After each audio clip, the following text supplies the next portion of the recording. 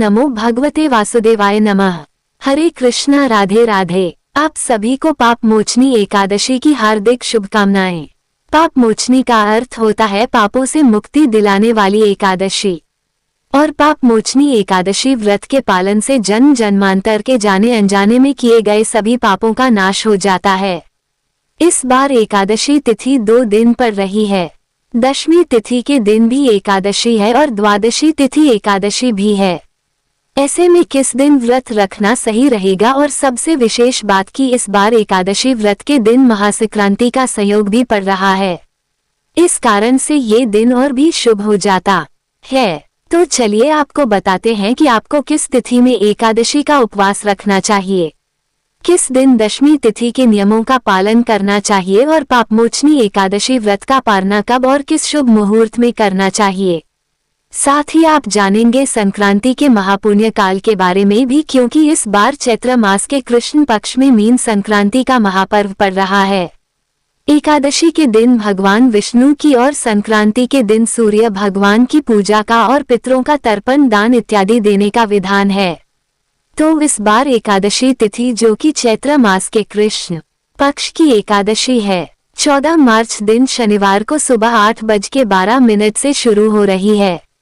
एकादशी तिथि वैसे तो शनिवार को पूरा दिन और पूरी रात रहने वाली है, और एकादशी तिथि 15 मार्च रविवार को सुबह 9:16 पर समाप्त होगी।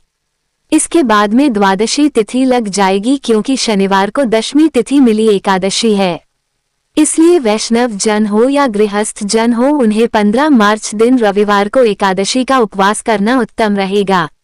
हालांकि लोग 14 मार्च दिन शनिवार को भी एकादशी का व्रत कर सकते हैं, लेकिन दशमी तिथि मिली एकादशी को शुद्ध नहीं माना जाता है।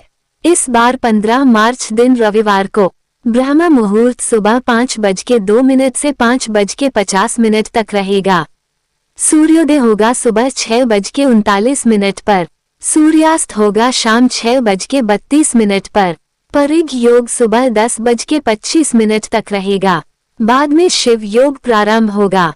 इस दिन राहु काल शाम 4:30 से 6 बजे तक रहेगा। एकादशी की प्रातः काल पूजा का मुहूर्त सुबह 5:19 से 6:31 रहेगा, और शाम की पूजा शाम 6:27 से लेकर 7:41 के बीच में कर सकते हैं। क्योंकि इस दिन रविवार पड़ रहा है, एकादशी है, इसलिए एकादशी के नियमों का पालन करते हुए रविवार के दिन तुलसी जी में जल अर्पित ना करें, लेकिन सुबह और शाम तुलसी जी में धूप दीप अवश्य जलाएं। क्योंकि 15 मार्च दिन रविवार को ही मीन संक्रांति का महापर्व भी है, तो इस दिन पुण्य काल और महापुण्य काल का विशेष महत्व रहता है। तो इस दिन पुण्य काल सुबह 6:31 से लेकर दोपहर 12:30 तक रहेगा। वहीं महापुण्य काल का समय सुबह 6:31 से 8:31 तक रहेगा। तो इन दोनों शुभ मुहूर्तों में आप एकादशी की भी और मीन संक्रांति की भी पूजा कर सकते हैं, जिसमें सूर्य देव की श्री विष्णु भगवान की पूजा कर सकते हैं, पितरों को जल अर्पित कर सकते हैं। क्योंकि संक्रांति के दिन पितरों के नाम से जो कुछ भी शुभ काम किए जाते हैं, जैसे दान पुण्य, तर्पण, श्राद्ध, पिंडदान आदि, उनसे पितरों को भी मुक्ति मिलती है। और द्वादशी तिथि 15 मार्च रविवार को सुबह 9:17 से शुरू होगी। इसी के साथ हरिवासर का समय भी शुरू हो जाएगा।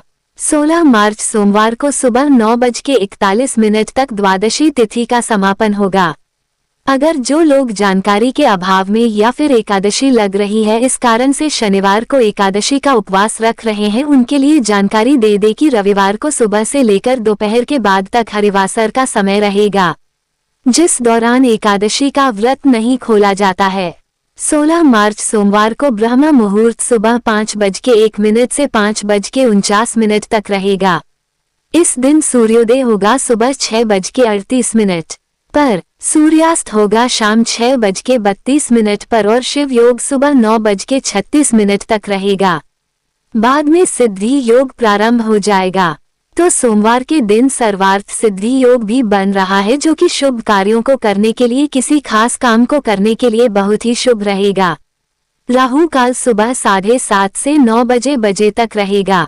हरिवासर का समय 15 मार्च दिन रविवार को यानी मीन संक्रांति के दिन, जिस दिन एकादशी का उपवास भी रहेगा, शाम 4 बजे तक समाप्त होगा।